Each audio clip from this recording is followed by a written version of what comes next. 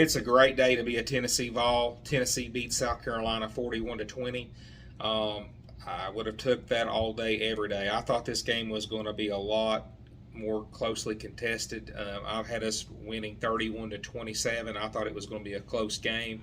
I thought our defense would struggle more than they did, but our defense was dominant for the most part. They were just all over Spencer Rattler. I thought they did a really good job limiting South Carolina in the run game too, outside of one play, and I'll get to that more. But Tennessee was very solid on both lines of scrimmages. Offensive line wise, we pushed them back, opened up holes for our three running backs, Sampson, Wright, and Small. Those guys were just amazing. Those guys are bringing it every week, playing great, catching the ball out of the backfield, running in short yardage situations. Also, they're swifty in the open field. So, I'm happy as I can be with our running backs. And also our defensive line. James Pierce Jr., I don't know what he'll be this year, but I guarantee you next year he'll unless he gets injured or something crazy happens, he'll be an All-American next year. He's that good. He's already got, I think, 6 or 7 total sacks on the season, and we still got half the year to play. He's nearly unblockable on the outside, and he's creating a lot of havoc for other SEC offensive linemen. They don't really know what to do with him, and they can't block him. South Carolina had no answer for him or the other defenders yesterday. And that is one thing I said. I said South Carolina is horrible at pass blocking. They got sacked 7 times against North Carolina. They got a lot of sacks against Georgia. They just cannot protect Spencer Rattler, and we were able to capitalize on that. But anyway, let's break down the stats in this game and how it worked out. Total yards: South Carolina had 333 total yards. Tennessee had 477 total yards. Passing yards: South Carolina had 201 passing yards. Tennessee had 239 passing yards. It really surprises me.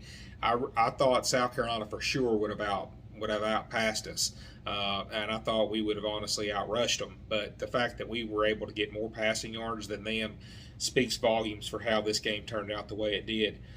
Rushing yards: South Carolina had 132 rushing yards, but you take out that 80-yard TD run, they're below 50 yards rushing on the day.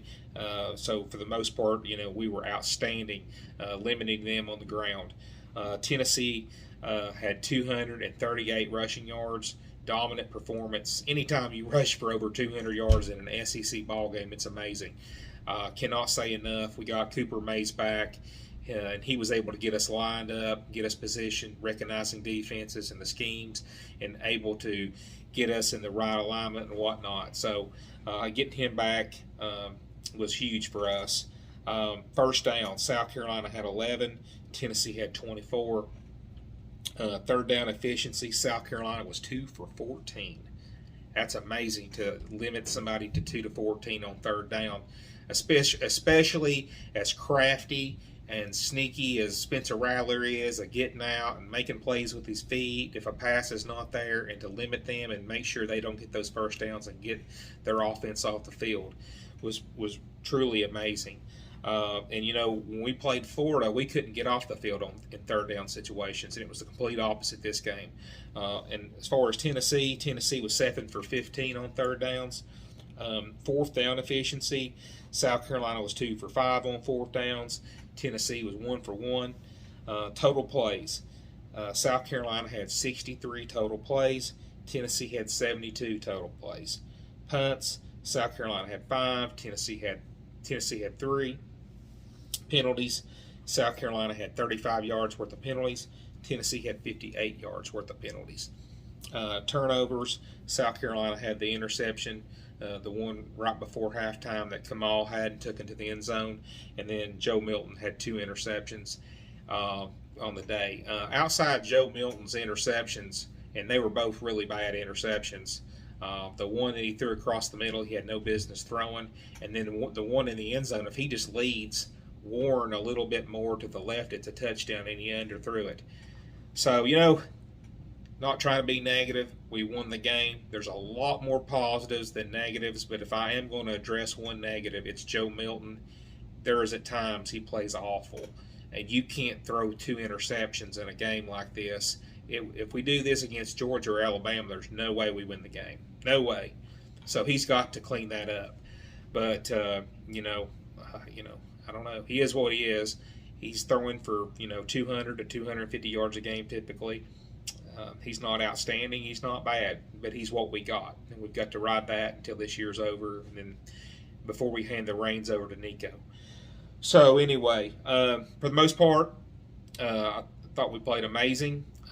We needed this victory very badly to get that Florida taste out of our mouth. The SEC East is wide open, folks.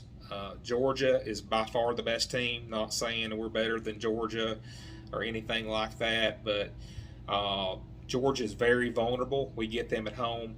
Alabama, we got to go to Tuscaloosa, but they're not. This ain't 2015 Alabama by no stretch of the imagination. They're very vulnerable.